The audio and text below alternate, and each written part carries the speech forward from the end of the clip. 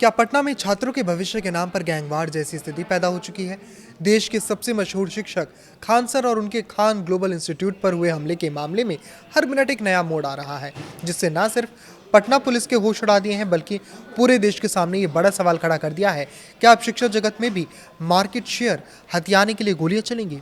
इस सनसनीखेज मामले की शुरुआत 2 जून को ही, जब खान सर के कोचिंग सेंटर पर अचानक हमला, तोड़फोड़ और मारपीट की घटना सामने आई, जिसके बाद खान सर ने मीडिया के सामने आकर दावा किया कि उन्होंने खुद करीब 8 से 10 राउंड फायरिंग होते हुए देखी थी, जिससे वहां अफरा तफरी मच गई। लेकिन इसके ठीक अगले ही दिन यानी 3 जून को खान सर अपने इस बड़े बयान से पलट गए और सफाई देते हुए कहा कि रात में माहौल ऐसा बन गया था कि कुछ समझ नहीं आ रहा था, और जो बात उनके गार्ड्स ने उन्हें बताई, उन्होंने उसी को सच मान लिया। मगर कहानी में असली ट्विस्ट तब आया जब सोशल मीडिया पर घटना के दिन का एक वीडियो तेजी से वायरल हो गया, जिसमें खुद खान सर के ही निजी बॉडीगार्ड्स दनादन फायरिंग करते नजर आ रहे थे। जिसके बाद हरकत में आई पटना पुलिस की एक विशेष टीम ने खान ग्लोबल इंस्टीट्यूट पर छापेमारी करके दोनों गार्ड्स को हिरासत में ले लिया था और कदम कुआं थाने लाकर कड़ी पूछताछ के बाद उन्हें आधिकारिक तौर पर गिरफ्तार कर लिया गया है, जहां दोनों ही बॉडीगार्ड्स ने फायरिंग की बात कबूल कर ली है और पुलिस ने वारदात में इस्तेमाल की गई बंदूक को भी बरामद कर लिया है, जिससे अब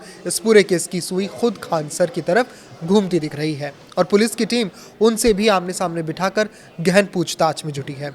और एक ऐसी तस्वीर भी सामने आई है जिसमें दावा किया जा रहा है, गौर दीजिएगा कि दावा किया जा रहा है कि खुद खान सर ने गोलियां चलाई और जो शख्स वीडियो में नजर आ रहा है वो खान सर ही है। हालांकि इस मामले के कानूनी और आपराधिक पहलू को देखें तो खान सर ने शुरुआत में सीधे तौर पर अपने प्रतिद्वंदी संस्थान ज्ञान बिंदु जीएस एकेडमी पर इस हमले की साजिश रचने का गंभीर आरोप लगाया था और कहा था कि वो अपने संस्थान में बच्चों से बहुत कम फीस वसूलते हैं। इसी वजह से वो दूसरे बड़े कोचिंग माफियाओं के निशाने पर आ गए हैं। यह शब्द गौर कीजिएगा, कोचिंग माफिया, और उन्हें लगातार धमकियां भी मिल रही थी, जिसके बाद पुलिस ने त्वरित कानूनी कार्रवाई करते हुए खान ग्लोबल इंस्टीट्यूट की लिखित शिकायत के आधार पर ज्ञान बिंदु अकेडमी के डायरेक्टर रोशन आनंद समेत 2 अन्य लोगों को गिरफ्तार भी कर लिया था। लेकिन इस गिरफ्तारी के तुरंत बाद ज्ञान बिंदु अकेडमी के प्रबंधन ने पटना में एक आपातकालीन प्रेस कॉन्फ्रेंस बुलाकर बेहद चौंकाने वाला जवाबी दावा ठोक दिया कि ये पूरा हमला और फायरिंग खान सर ने खुद ही अपने गार्ड्स के जरिए एक सोची समझी स्क्रिप्ट के तहत करवाई थी,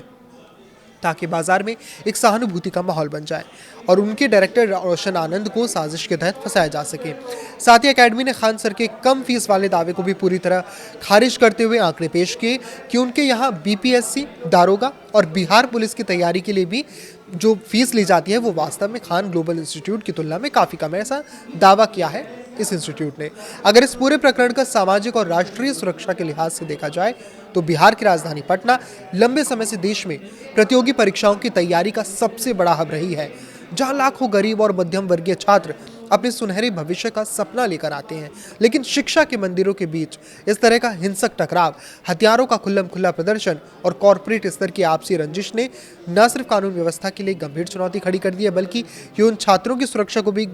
भारी खतरे में डालती है जो इन संस्थानों की साख पर भरोसा करके यहाँ पढ़ने आते हैं। क्योंकि अगर कलम की जगह शिक्षक और उनके संस्थान बंदूकों का सहारा लेने लगेंगे तो समाज में बेहद गलत संदेश आएगा। इस पूरे मामले का प्रभाव यही दिखाता है कि पटना पुलिस के सामने अब इस गुत्थी को पूरी तरह सुलझाने की एक बहुत बड़ी और कड़ी चुनौती है, क्योंकि एक तरफ नामचीन शिक्षक खान सर के बयानों का बदलना और उनके खुद के गार्ड्स का फायरिंग में पकड़ा जाना मामले को संदिग्ध बनाता है, तो दूसरी तरफ एक और प्रतिष्ठित अकेडमी के डायरेक्टर की गिरफ्तारी इस विवाद की जड़ों को और गहरा करती है। ऐसे में आने वाले समय में पुलिस जांच की पारदर्शिता ही ये तय करेगी कि असली कसूरवार कौन है। इस पर आपकी क्या राय है, हमें कमेंट करके ज़रूर बताएं। लाइक करें, शेयर करें और इसी तरह जुड़े रहें। नमस्कार।